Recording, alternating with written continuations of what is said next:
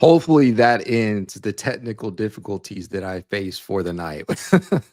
Welcome to another edition of the It's Cavalier podcast. It's your boy Mac. And tonight, our Cleveland Cavaliers took on the Chicago Bulls for the second time in as many games in this home and home series.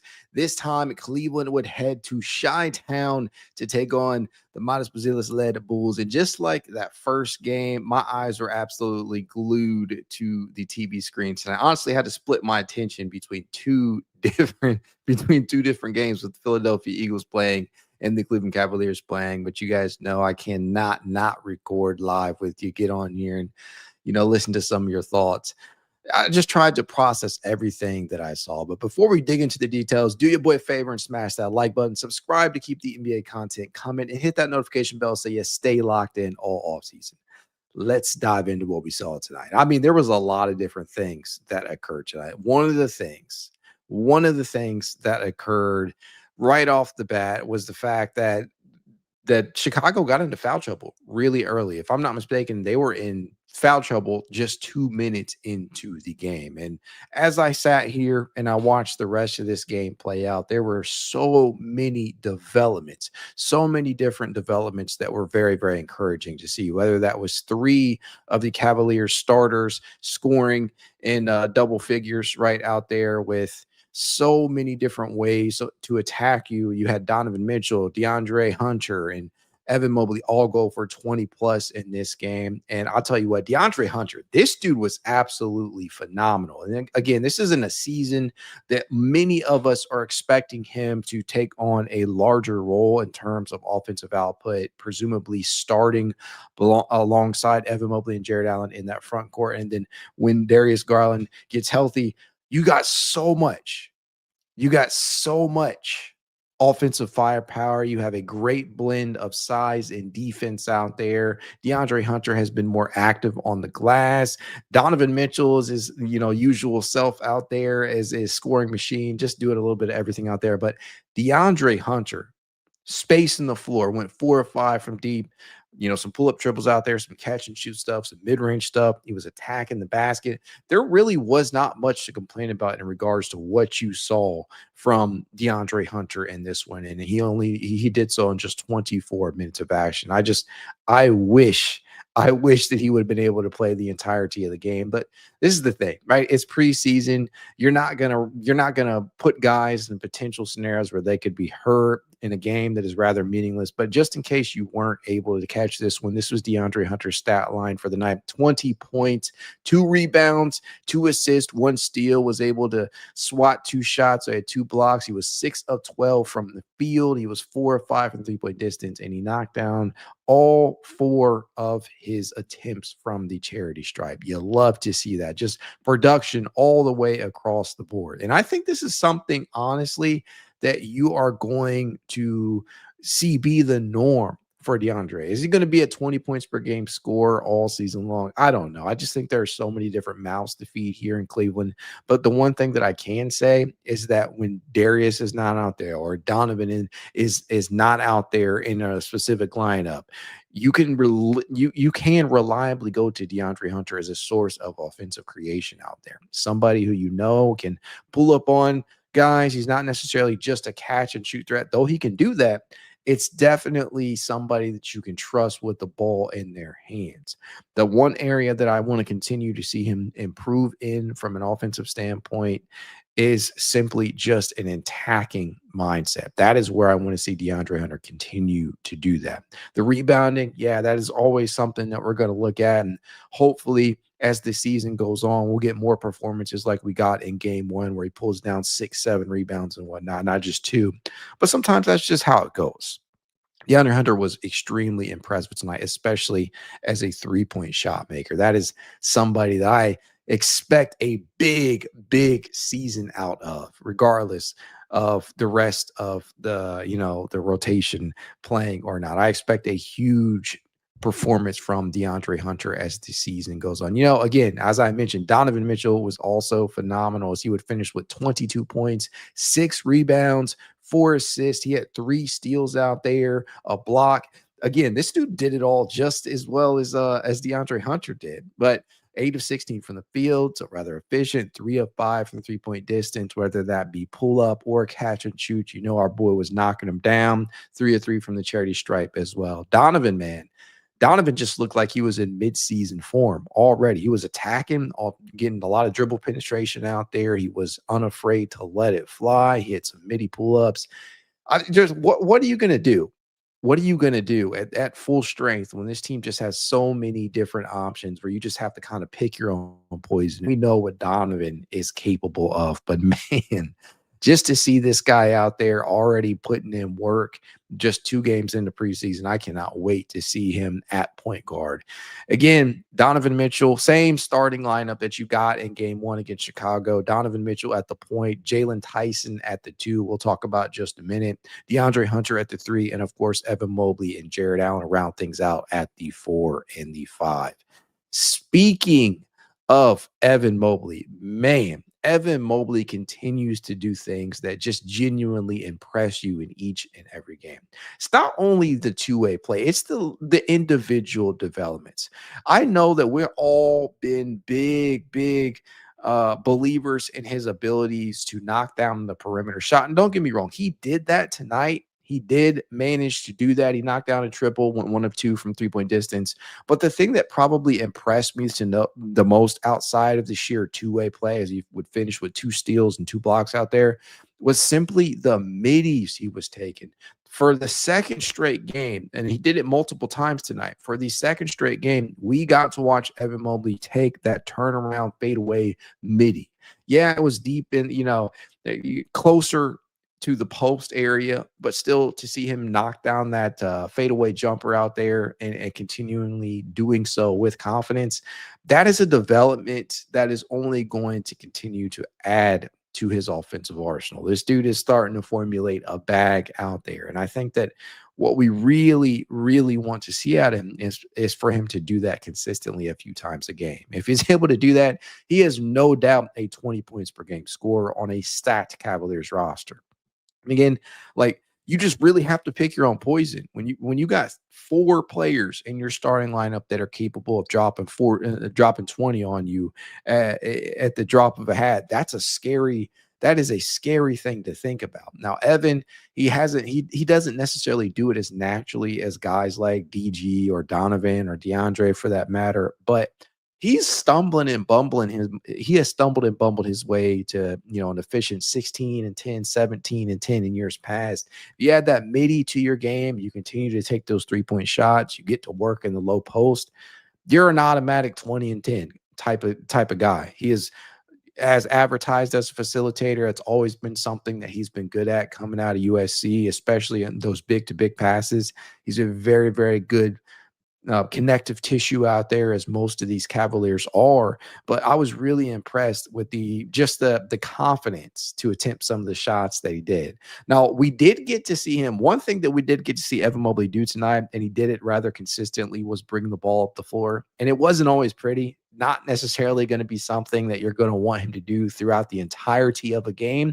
But this is something that the Cavaliers, as a coaching staff, have apparently placed an emphasis in, right? Giving him the opportunity to handle a little bit more, especially with Darius Garland being out, giving him the opportunities to bring the ball up the floor or initiate half-court sets, or from the elbows, kind of function as that offensive hub out there, whether he's finding guys out in the corners or cutting baseline, just allowing him to utilize his sheer size and vision out there to find the open man. And I think that is something that we should all really, really be enjoying about the developmental process from Evan, win or lose in the preseason. But yeah, just to see him do a lot of these different things tonight, it was a treat. It truly was, because apparently these are all things he's been working on all summer long, especially that mid-range shot. And I know the one name that people love to throw out there in relation to Evan Mobley comparisons is Kevin Garnett, specifically because of that mid-range shot. Now, again, he will never put up that shot with the amount of volume that KG once did. But if he can get up to around, I don't know, 39, 41, 39, 40, 41% from mid-range on a solid amount of shots from that area, I think we're cooking at that point, because it's not necessarily a shot that bigs tend to take with a high amount of volume. But if you watch the Giannis's, if you watch the Joel Embiid's or the Nikola Jokic's of the world, these are all guys who added that to their arsenal, or already had that in their arsenal entering the league. And they lean on it come the playoffs, when teams play a little bit closer, when they're, they're using that drop coverage on you, or they're making sure that you're not getting to your spots as an on-ball threat. Evan Mobley, if he is able to do that consistently and confidently, I feel really, really good about his chances of looking like an MVP type of player out there, which is what a lot of people are starting to envision him as, a top 5 guy, potential MVP candidacy this season. And that's something that I think is potentially on the way from him. I know we're just 2 games in, but he has shown us little tidbits and pieces of things that he has worked on throughout this offseason. And I don't know how that could not have you excited, because it's just been phenomenal. Outside of that, another player, obviously, that is drawing a lot of attention right now, especially with Sam Merrill not out there, with Darius Garland not out there, with Max Strus not out there, is Jalen Tyson. Now, for Jalen Tyson, here's the thing. The defensive effort popped off the screen on Tuesday night against Chicago just because of the blocks, right? And the effort level on that end. But he was held scoreless in that outing. He went 0 of 5 from the field, all 5 of those coming from 3-point distance, as he just could not knock down that shot. And we have all said, in order for him to stick, in order for him to be a consistent rotation player, this dude has to, at the very least, knock down the open triples. He shot 29% from 3-point distance on wide open attempts last year in limited capacity, limited volume. That cannot be the case this year. He has to be able to knock down that shot. And what do we get from Jalen Tyson tonight? It wasn't the most efficient night, but we did get to see him knock down at least 1 triple while adding in other areas outside of that. He would have finished with 6 points, 4 rebounds, 3 assists, 2 steals. So he would kind of fill up the stat sheet a bit. But the thing that impressed me about Jalen tonight, honestly, was his work as a connective piece out there, especially in transition. He had a couple of nice passes that led to good looks in transition. He was able to compete on that glass out there, which is an area that we know he excelled in even during his rookie season in limited capacity, especially on the offensive glass. And tonight, he was able to pull down 2 offensive rebounds, 2 big ones. I think as time goes on, as the confidence continues, I certainly believe that Jalen Tyson will become an efficient and enough shooter to carve out a really meaningful role in this rotation. And honestly, he kind of has to. The Cavaliers are banking a lot on this dude's development. They're banking a lot on internal development, period. But Tyson, the one thing that is continuously nice to see with him out there is, like, he's not shy. He is not gun shy at all. He's not going to not pull the trigger like we have seen from players in years past, whether that be Dean or Isaac. He is going to pull the trigger, and he did so once more tonight. And even when that shot is not falling, you don't want him to get in his head, and I don't think that's the type of player that he is. Now, during the summer league, he got those additional opportunities to handle, but in a lineup like this, you're playing much more off ball than you had been used to over the last couple of seasons. Obviously, we know coming out of Cal, he was a guy that played on ball, but prior to that at Texas Tech, we know that he was comfortable in that off ball role. And if he can just get back to that, I think they're going to be cooking. They're honestly, they have a lot of good things working for them as far as versatility. So if Jalen Tyson is not initially efficient out of the gate, I think that you can surround him with enough out there to make up for some of those deficiencies. But the leash is only going to be so long, presumably. But they're going to give him every single opportunity to contribute and improve in that area. Kenny Atkinson and company appear to be huge believers. You've heard nothing but good quotes about Jalen Tyson this offseason, right? Kenny's just consistently raving about him, constantly raving about him. So I cannot wait to see how he continues to develop. But I thought it was a better showing, at least from an offensive standpoint tonight. At the very least, he didn't put up a goose egg, and I think that's always a good thing. That is always a good thing in my book. Even if you tend to show up in other areas on the stat sheet, I think you want to typically avoid not scoring at all. And in that regard, I suppose we should talk about one of the other big pieces. The Cavaliers, probably the biggest acquisition of the offseason for the Cavs, and that is Lonzo Ball. And here's the thing, because I spent a good deal of this game conversing with folks, trying to get them to see that, yeah, the scoring is not necessarily there. The shot making is not there from Lonzo just yet in terms of volume and efficiency. But when he is not doing that, he is doing some of these little things that a lot of times does not show up in the stat sheet. And to the casual viewer, they may not understand, or they may not get what is occurring. They may not be understanding what they're seeing. And so, from a statistical standpoint, Lonzo Ball, he wouldn't turn in a goose egg tonight, but he would finish with 3 points, 3 rebounds, 3 assists, and he did commit 4 fouls. And that was a lot of that was where a lot of the talking points were. A lot of the conversation was with Lonzo early on, because he picked up 4 fouls in 8 minutes of play. And then he comes in the third quarter and he's doing a little bit of everything out there, whether that be finding guys around the rim, or clearing space for Dean Wade dunks, or rebounding out there, or locking shit down and forcing jump balls on the opposite end of the floor. Lonzo, he even knocked down a triple tonight. It was his first points as a Cleveland Cavalier. He knocked down the triple. So you guys should love to see that.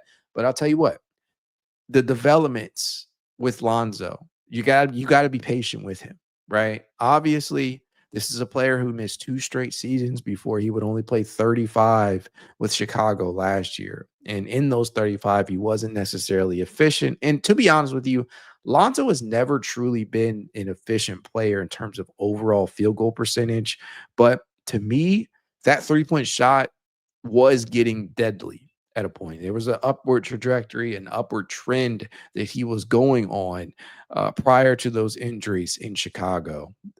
If he can just get up to 37, 38% out there, hell, I might settle for 36 on good volume, as long as he's knocking down the open triples and he is bringing these other things that I continuously harp on.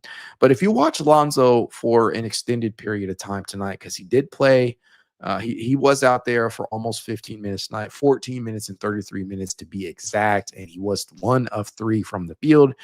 If you're simply looking at the stat sheet, you're probably not all that impressed with what he does. But honestly, I genuinely felt like the impact goes beyond the stat sheet with him, because he gets guys open. He finds them before they even realize they're open. He's going to compete on the glass out there. We already know what he can bring to the table on the defensive end, and we know what he can be as far as a catch and shooter.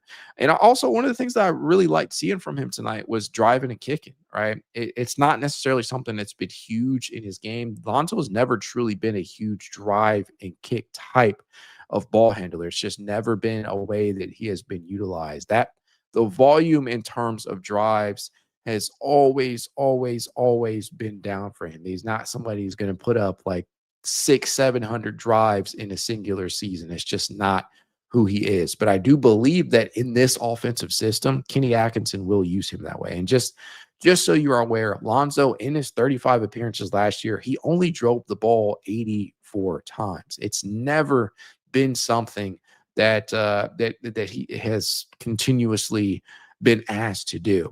I think it is something that he can do, but it's not necessarily something that he has been asked to do. And so when you see him moving the basketball out there, it's genuinely either side to side, or it's a transition pass.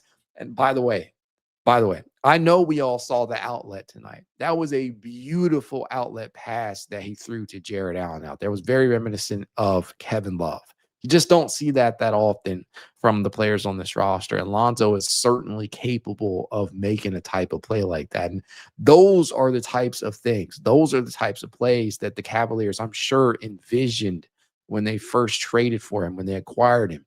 That is the type of sequence that they had in mind, because obviously with him not necessarily being used much in the drive and kick game, one of the things that he does best is break starting. And that is a perfect example of some of the things that don't always that are not always showing up in the stat sheet, even if they don't lead to assists.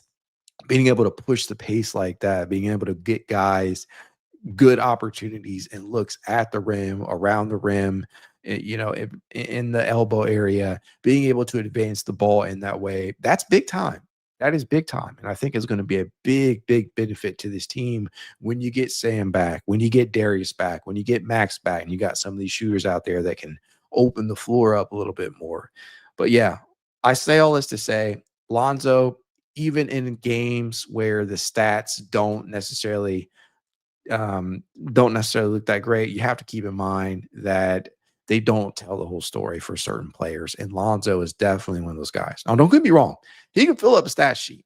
And I think he'll have games like that. But I can definitely say that if you have to look beyond the box score when it comes to Lonzo. And as long as you can get those percentages up, I'll be very, very excited about this upcoming season. And obviously health withstanding, right? Health notwithstanding. I'm just hoping to see what he is able to do once he really gets his feet under him. And I know they're going to play it cautiously with him.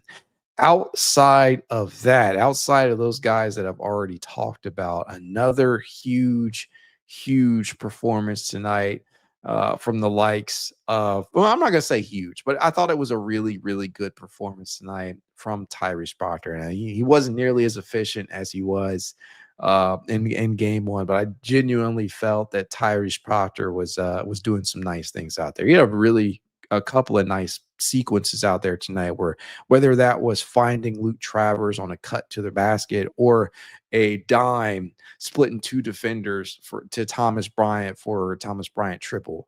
That's the type of shit that I really want to see Tyrese Proctor continue to work on, the playmaking, the connective tissueness that he can bring to the table, because he's never going to be a primary creator out there. He's never truly going to be a primary ball handler. You're not going to want to put him in that position. He can be a secondary ball handler, but I don't ever truly see him being a floor general type of guard out there. I just don't see that being his game. He doesn't profile as that to me. I already know that he can shoot the basketball. We saw that in game one. We saw that at Summer League, albeit inefficiently at times. And we obviously saw it at Duke. We know he can shoot the basketball. But some of those things that I was really wanting to see out of him, he is starting to show. That the playmaking out there tonight was a nice start. On the defensive end, he was staying in front of his man. He was navigating screens quite well. And if you watched him for any length of time at Duke, one of the knocks on him was that he just did not have the lateral quickness to be able to recover whenever he was beaten. And I think that is one of those things that you're going to have to continue to work on. But I'll tell you what, I liked what I saw out of him on that end. He gave good effort. I thought that he recovered at times tonight. I thought that he did his best to stay in front of his man, use that length, all that 6'7" and a quarter wingspan that he has to his advantage. And he'll have to beat guys with sheer craftiness, positioning, and effort and hustle out there. And I thought that tonight was a good example of how impactful he can be in that end when he is motivated and engaged. And I thought it was a solid performance from Tyrese tonight. Not necessarily nearly as efficient, not as effective as a shooter tonight, but I know those things are going to come and go. And I was pleasantly surprised with what we got from him tonight. Thomas Bryant, again, I already mentioned he knocked down that triple tonight. I thought that he rebounded nicely from the failed game winner against Chicago on Tuesday. That was a little brutal, but I love the triple. I love the energy and effort out there on the glass. And even if you watch that final play against Chicago on Tuesday, the thing that really impressed me, and honestly, I found maybe the best contribution of all from him, was just the angriness, right? After missing that, the attitude and just the apparently he cares. That's all I'm trying to say. You could see that dude clearly cares about this type of thing, even in a preseason environment. He showed a lot of passion out there, and I genuinely think this team could use more in that. I love it, man. I love it. I think that this is the type of environment where you're going to try and work out those things. You're going to mess around a little bit, so you can't take everything too seriously. But Thomas Bryant, I think he'll be a really, really good addition to the back end of this roster. And again, I will repeat for those of you who maybe may or may not have heard me in the live stream Tuesday night. Thomas Bryant is not likely to be the initial backup center. I do believe that the bulk of those minutes are going to go to Larry Nance Jr. They're going to go to Evan Mobley when the Cavaliers want to slide him over to the 5. Thomas Bryant is one hell of an insurance policy, though. And I don't know how Kobe did it. I truly don't know how him and Mike Gansey were able to sell Thomas on getting here. And obviously, it's probably not too tough of a sell considering that there was a clear need, and the Cavaliers are expected to be a title contender this year. So I guess that kind of speaks for itself, considering that Thomas didn't necessarily have a job up to that point, but he was generating interest, and being able to get that type of piece who has that playoff experience, who brings that physicality and that toughness out there, that's going to pay big time come the postseason. But yeah, I just genuinely love the fact that the Cavaliers have the type of depth that they do, because this very well might be the deepest roster in franchise history. You may not believe it's the best, right? If you don't think it's the best, that's fine. But I certainly do believe that it is the deepest roster possibly, on at least on paper, that they've ever had. And if they're able to put together a championship winning season, we're gonna be having a lot of different conversations about this roster in general, and the way that Kobe and company were able to put it together. But honestly, that that was certainly a performance to be excited about, win or lose. Oh, one other thing before we get ready to head out of here. Dean Wade. I cannot leave this live stream without talking about Dean Wade in some capacity. Dean played 18 minutes and 38 seconds tonight. He went 3 of 6 from the field, scored 8 points, pulled down 1 rebound, doled out 2 assists, and was 2 of 5 from three-point distance. Here's the thing with Dean Wade, right? We know how good this dude can be in terms of the defense. We know how good or how impactful, how versatile of a defender he is. You can put him on the 3, you can put him on the 4, he can defend 5s in spurts depending upon the matchup. We know how good of an impact player he can be on that end. The thing that has always troubled us about Dean Wade has been the perimeter shot, and beyond the percentages of that, because Dean, you could characterize him as a respectable shooter, shooting over 36% for his career. But it's the volume. It's the volume that has always bugged us. And, I'm going to speak. I'm not going to speak for everybody. I'll speak for myself. That is what has bugged me throughout the entirety of his career. The volume. And moreover than that is the confidence, right? Because you look at what he has done historically from three-point distance, and it's not necessarily something to just completely throw out. He's averaged 3.2 over the duration of his career, and he did put up 3.8 attempts per game for Cleveland just last season in his 59 appearances. But the one thing that has always left me scratching my head was, okay, Dean, there are clearly points throughout this season where you're in a game where you have the opportunity to pull the trigger. You're getting the ball swung to you out on the perimeter or above the break, and rather than attempting to attack the closeout, which it will come at times, and we've seen him do that. We saw him do it tonight, honestly, off of the space that was cleared from him by Lonzo, and where he drove inside and dunked the ball. But there are opportune times where Dean, and this we saw a few of them in game 1 where they got him the ball. And I think one of them came with Lonzo on the court, making a play for him. You have to be able to pull the trigger. That is the thing. You got to have the confidence. And Dean has not always had the confidence to do that. And I think that is where much of the divide with Dean has been, is just, okay, theoretically on paper, you could be one of the best 3-and-D wings in basketball. And we know that that's relative, subjective, it's all opinionated. But one thing that you can't really take away from him is how much he has excelled on the defensive end. And when he actually has the confidence to pull a trigger, he can make teams pay. And 2 of 5, I mean, that's 40% from 3-point range. That's solid. You give me a Dean that will take 5, 4, 5, 6 threes a game, considering the role that he's in. That's an impactful Dean Wade, especially if he's knocking them down at an efficient clip, especially if he's giving you that effort on the defensive end. That is the Dean Wade that can be truly needle moving for this team. And I think that if we can get that consistently, then we're having an entire different conversation about Dean Wade's future. Because as of right now, as we all know, he's in a contract year. Maybe that'll be a motivating factor, but we really honestly don't know what the Cavaliers plan on doing with him past this season. We don't know if they'll be looking to move him midseason. We don't know if they're going to let this thing play out and allow him to walk if it doesn't go right. We don't know anything right now about the future with Dean. But what I can say is that he kind of holds it in his hands, right? His future is going to be written by him. He is going to determine or dictate just how long he is with Cleveland, in my opinion. If he turns in a stellar season, there's possibility of him resigning, in my opinion. They'll make that happen if they can.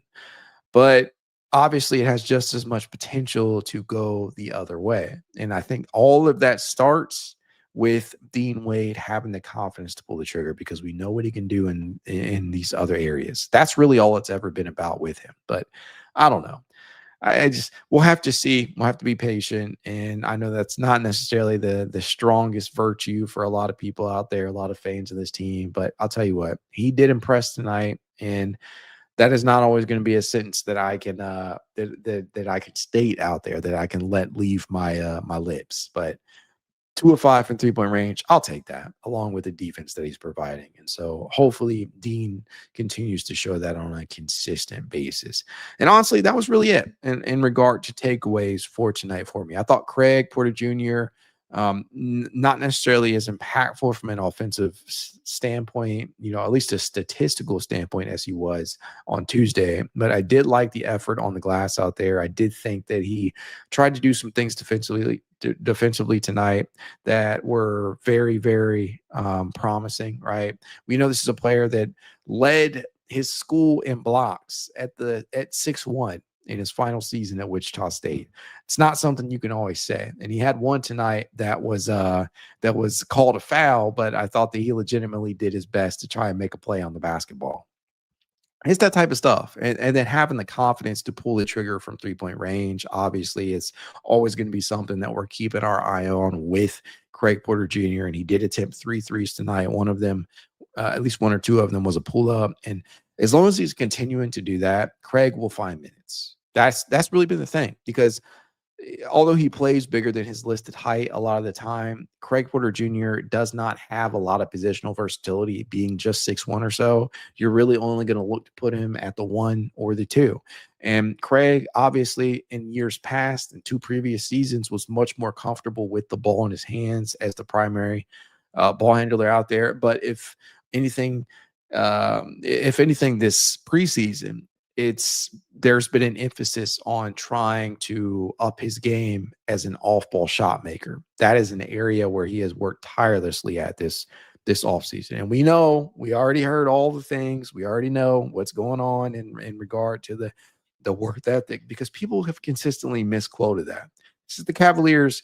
So many people think that Cleveland felt that he was lazy or that he didn't have a good or strong work ethic, when that's not the case. The case simply was they were asking him to be, a first in, last out type of guy in order to secure a larger role in the rotation, right? It's not necessarily that he was not working hard or that he was too lax. It's simply when you have such little margin for error and you have so many good players ahead of you, right? And you look at the depth chart: Darius, Garland, Donovan Mitchell, Sam Merrill, Lonzo Ball, Max Strus. These are all guys that figure to play guard minutes. He's fighting an uphill battle in that regard. So in order for him to be able to get on the floor, he just had to, up his work, right? Put in as much work as humanly possible. And I think we're seeing the fruits of that labor kind of pay off. And from a statistical standpoint, it's not always going to look pretty just because he's not necessarily on ball as much. He does not have the amount of touches that a lot of these other guys will on a nightly basis.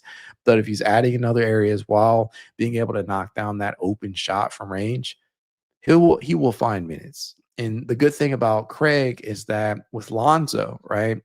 Lonzo being managed has a direct impact on Craig Porter Jr.'s minutes, because if Lonzo is not playing back to backs and Darius is still working his way back and Max is not likely to be back until January, well, December, January at the latest, there's a role for him here. And I think the Cavaliers, just like with Jalen Tyson, they're hoping that he pans out and they're able to say that they were able to develop another undrafted gem. And we know the Cavaliers have had a good experience developing undrafted talent over the years. And Craig is just another feather in the cap of Kobe and company, if that happens to be the case. But man, although they lost tonight, I like the individual development, some of the small things that we saw. Definitely enjoyed Evan Mobley with the midi jumpers. I enjoyed DeAndre Hunter letting loose from 3-point distance, because we're going to need him this year. I enjoyed Lonzo Ball, doing some of the little things out there that don't always show up in the stat sheet. And this is why I'm excited about preseason, right? You don't take anything away in terms of the win-loss record. That doesn't matter. You're looking for the development, you're looking for the progression from individual players and team concepts and whatnot, substitution patterns, lineup changes. You're looking at all these small things that will eventually all add up during the regular season to wins. And this is where you want to work out the kinks. And I know it's kind of hard to do that without your full complement of rotation players, but Cavaliers are making do, win or lose. And I think tonight was yet another step in that development. And I can't wait to see what they do moving forward. And with that being said, I'll just take a couple of comments from the chat section and then we'll head out. Orlando XX says thoughts about pick 6. I'm assuming that's in regards to Philly. I'm not going to entertain that just yet. Cavs King 2016 says Jalen Tyson was doing this. Do I just jump past causing turnovers? Hope he doesn't make it a habit. Loved what I saw from Proctor. I don't think I want to see TB in late game situations.